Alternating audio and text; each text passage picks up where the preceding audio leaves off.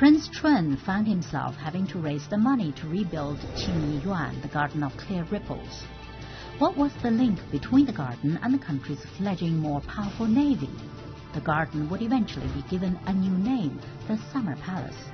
But why had it been necessary to keep the rebuilding work a secret? Stay with us for the 5th episode in our series, Untold Stories from the Summer Palace.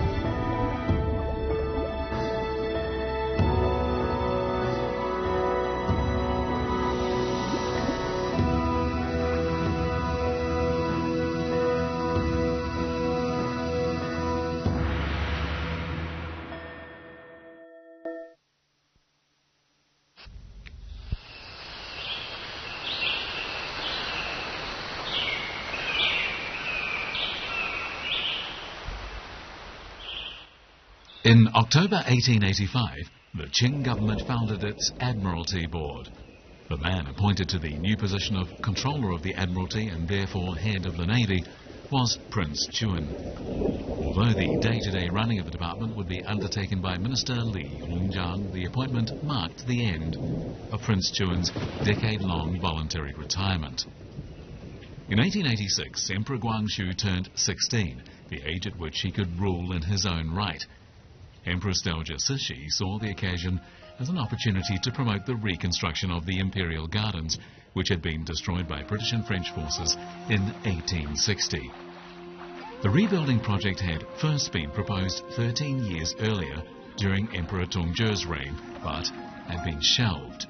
Now, as the power behind the throne, the Empress Dowager was determined to get her way. All the same, she needed an excuse of some kind to justify the huge expense. As the father of the young emperor, Prince Chun had been very cautious in his dealings with Empress Dowager Cixi. The prince was convinced that the best way to protect his son was to ensure that the Empress Dowager got everything she wanted. And so Prince Chun, having originally been adamantly opposed to the plan for reconstructing the gardens, was now openly in favour of it.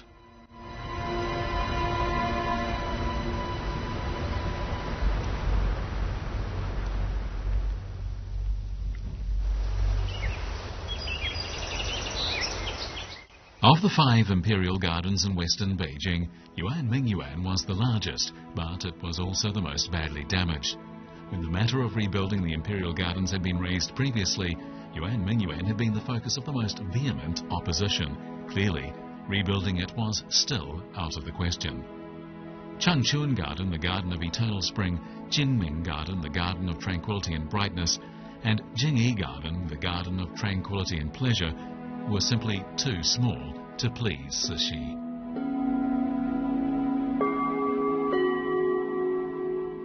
Qingyi Yuan, the Garden of Clear Ripples, was larger. It had natural hills and water, and as the foundations of its ruined buildings were still in place, rebuilding it would be easier. Qingyi Yuan had been built by Emperor Qianlong a century before for his mother's birthday. There could be little objection to Emperor Guangxu rebuilding it for his own mother.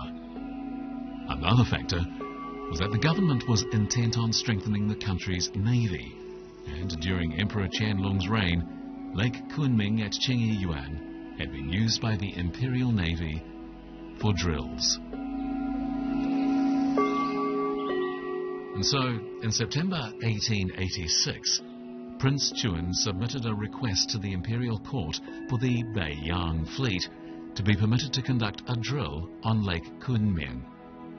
He added that since the Empress Dowager would be invited to inspect the manoeuvres, the ruined buildings by the lake should be repaired. His request was naturally enough agreed to by the Empress Dowager, but there was a problem. There was no money for the rebuilding project. The solution was to have the Navy allocate funds for the rebuilding work.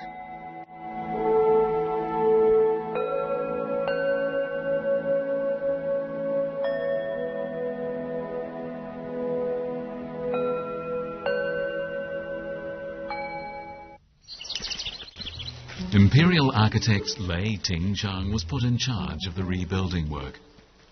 When he inspected Qingyi Yuan, he found that nothing was left unscathed. The 17-arch bridge had survived the fire, but had lost all its marble rails. Longevity Hill had been stripped of its cypress and pine trees.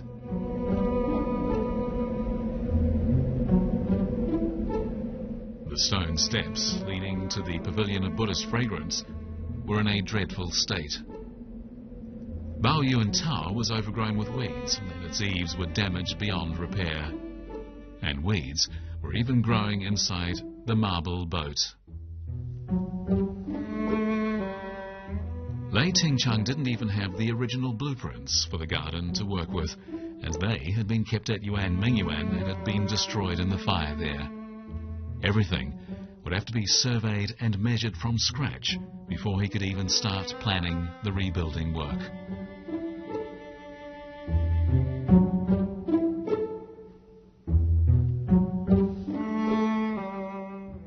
As for Prince Chuan, his main concern was how to come up with the money.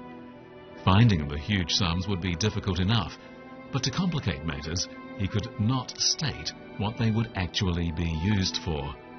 He revealed this dilemma in a letter to leading court official Li Hongjiang.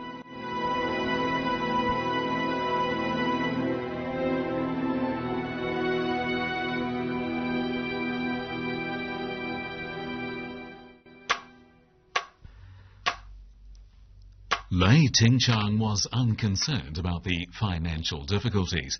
He was preoccupied with a crucial step in the reconstruction effort, creating individual models of all the buildings that were to be restored. These models, called tangyang, were made to scale from strong paper and wooden sticks. Each tangyang had to be approved by the Empress Dowager and the Emperor before the work could proceed.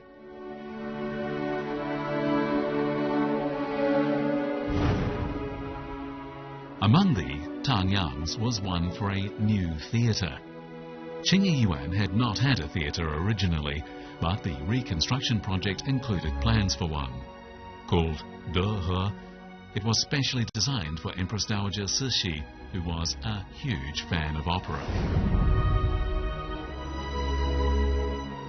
The theatre was originally designed to stand beside Lake Kunming, with part of the building extending out onto the water.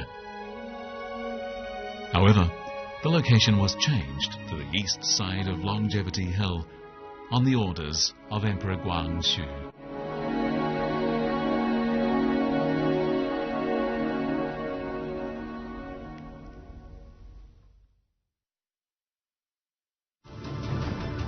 Prince Chuan found himself having to raise the money to rebuild Qingyi Yuan, the Garden of Clear Ripples. What was the link between the garden and the country's fledgling more powerful navy? The garden would eventually be given a new name, the Summer Palace. But why had it been necessary to keep the rebuilding work a secret? Stay with us for the 5th episode in our series, Untold Stories from the Summer Palace. Once the models had been made, the blueprints could be drawn up. In all, Lei Ting-chung drew 308 blueprints, using nothing more than a pencil, compass, ruler, writing brush and charcoal marker. All the buildings were marked out, and according to this plan, everything was to be rebuilt.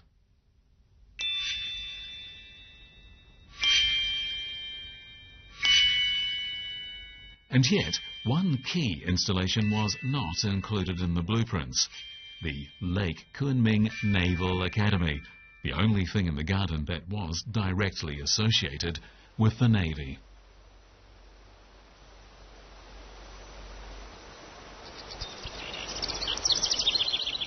The Naval Academy, sited on the ruined farming and weaving area, was completed by the end of 1886.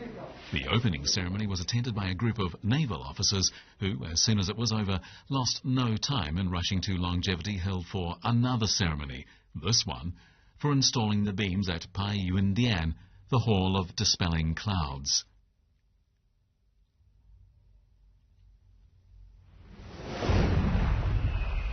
According to the reconstruction plan, the Hall of Dispelling Clouds was to be built on the site previously occupied by Yan Shou Temple. The building would be for Empress Dowager Cixi's personal use.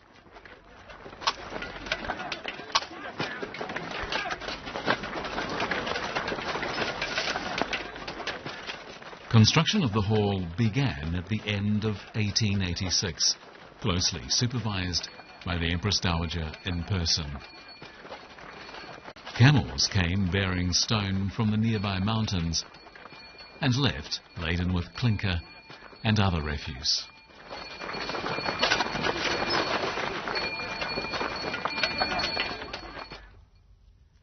Lei Ting-chung designed Pai Yuen Dian to have 3 courtyards arranged in a row, as was seen in the front part of the Forbidden City.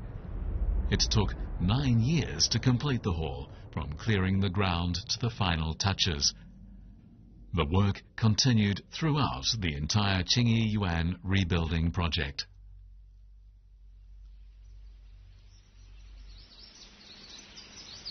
As the largest palace in the garden, Pai Yuen Dian cost enormous amounts of time and money. It's been calculated that the internal decoration alone took 275,000 man-days to complete.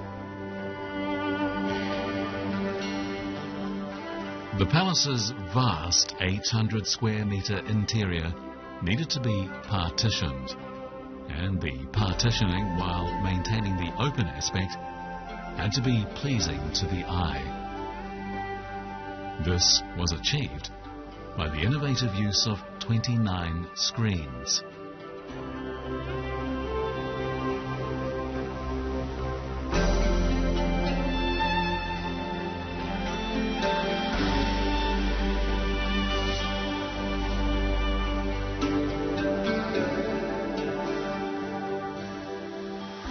One screen, called the Sha Chu, or Green Gauze Cabinet, has a central part that can open or close like doors.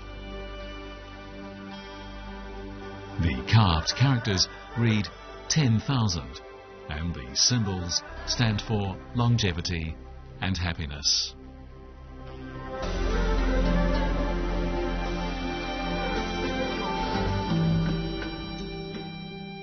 The hall also contained several half-screens. They came in many styles, and some of them were highly decorative. There was a particular type of screen that divided the space into 3 parts using 2 railings. The blue gauze came from Jiangsu or Zhejiang and was the very finest available. It features exquisitely fashioned images of bats. The wood carving on the railing is highly complex open work.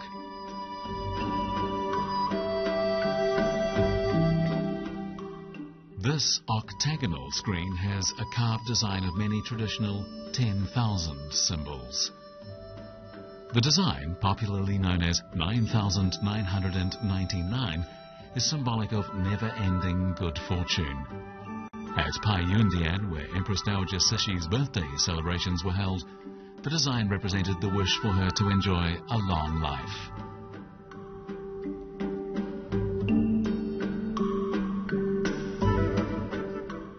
The elaborate screens are both decorative and practical. One that stood beside the bed not only created a sense of privacy, but could also be used for hanging a bed curtain. It is said that just before the start of her birthday celebrations, Empress Dowager Cixi rested here. Another screen with multiple pigeonholes was used for displaying antiques. This is the only item of furniture in the hall that is made from red sandalwood. Even for the imperial family, red sandalwood was an expensive luxury. Lei Tingchang was worried about costs, so he purchased Hainan rosewood and Manchurian catalpa as a substitute. The rosewood was pale in colour and the catalpa dark.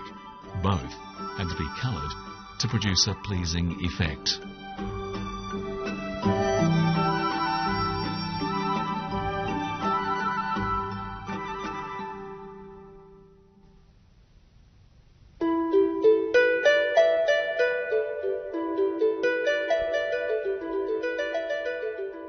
The story goes that Empress Dowager Cixi was so anxious to move into the new hall that she did so even before the garden was completed.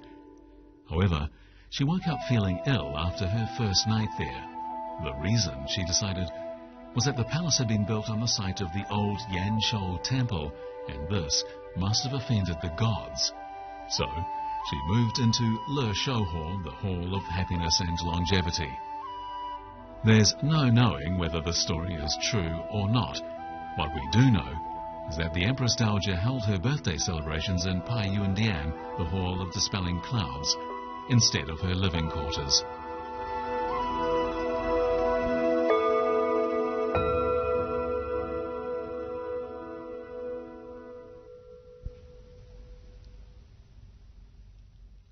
The two small circles on this map stand for two white bark pine trees. In traditional culture, a pine tree is a symbol of longevity.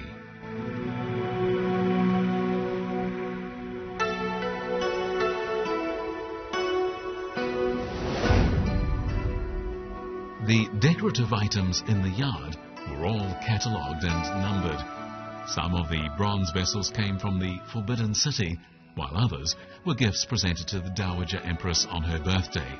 This Sanshi Zuan, which dated from the late Shang dynasty and was thus 2,000 years old, was kept on a stand outside Pai Yundian.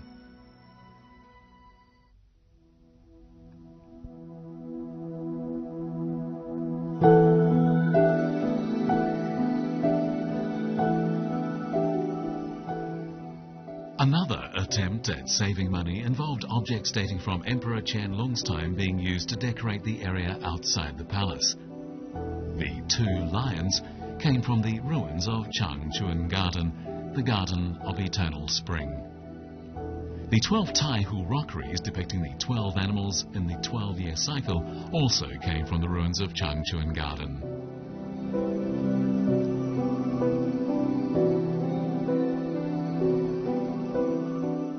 Every success of the reconstruction project was a result of Lei Tingchang's hard work. The layout of the palace, the interior decor and the external decorations of the buildings formed a perfect whole. In this way, it complied with a major principle of traditional Chinese landscaping. Prince Chun found himself having to raise the money to rebuild Qingyi Yuan, the Garden of Clear Ripples. What was the link between the garden and the country's fledgling more powerful navy? The garden would eventually be given a new name, the Summer Palace. But why had it been necessary to keep the rebuilding work a secret? Stay with us for the 5th episode in our series, Untold Stories from the Summer Palace.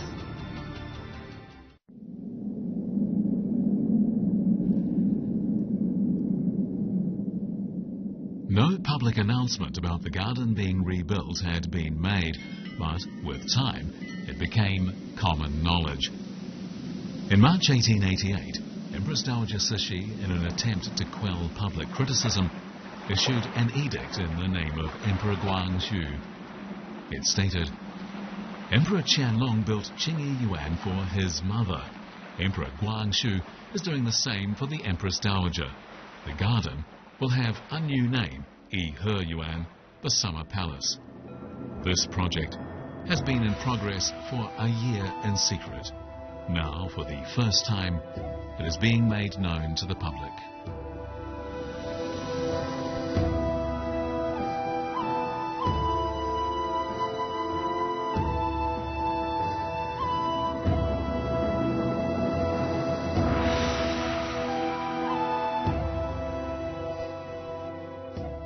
For Prince Chuan, the fact that the project was no longer a secret made fundraising much easier. However, by this time, the building of the Navy's new Beiyang fleet was entering a critical phase.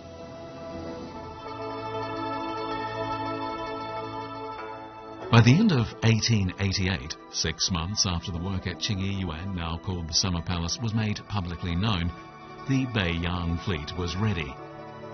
For the first time, China possessed a powerful navy, ranking 8th in the world in terms of power and number 1 in Asia. Before long, a naval exercise was held in the Bohai Bay. The warships were modern and each had an impressive name: Jian Yuan, or gallant, Chao Yong, awesome, and Yang Wei, conqueror.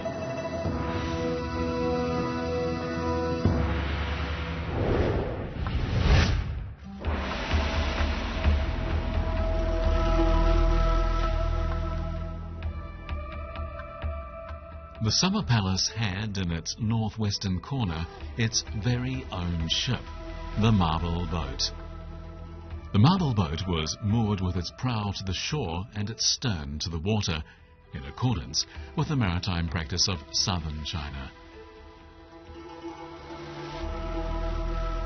The boat's original tower had been a traditional-style wooden structure, but it had been destroyed during the fire of 1860. The boat was on the list of items to be rebuilt, although under a new name, Qingyan. Even its appearance was changed to suit the Empress Dowager's taste. The material used for the tower looked like rock, but it was actually wood, given a marble defect. On either side of the hull was a paddle wheel like those in a Western-style steamship. The boat was Empress Dowager Cixi's preferred place for enjoying the cool of summer and the view during celebrations.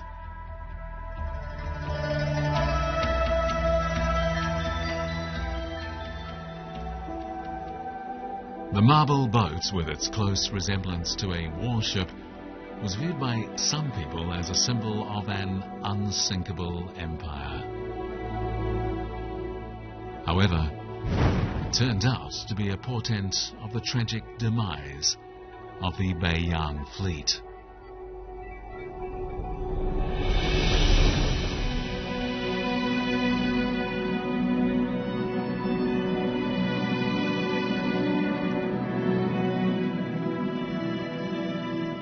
Within a short time of the marble boat being completed, the Beiyang fleet found itself short of money.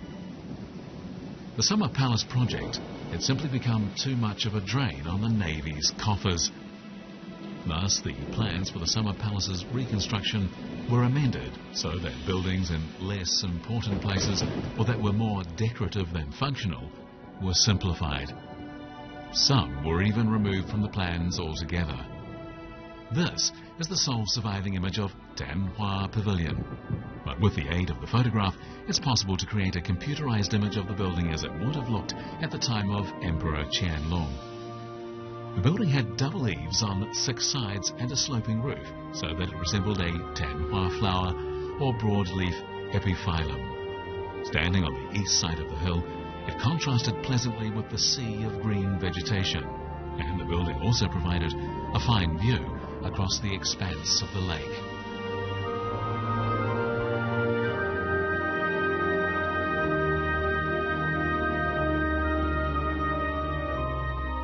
Lei Tingchang drew up 3 plans for the reconstruction of Danhua Pavilion. In the first, it would have a single floor and single eaves. In the second, the sloping roof with the pointed top would be missing, although this would soon be restored. Finally, due to the budget constraints, he made the design even simpler. Because it no longer resembled a broadleaf epiphyllum, he changed the name to Jingfu Pavilion.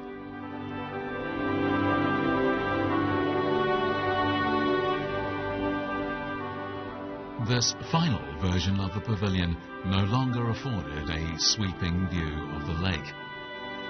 It became instead a place for viewing the rain. The east side of the hill lost a significant building, yet the pavilion was fortunate because other buildings were never reconstructed.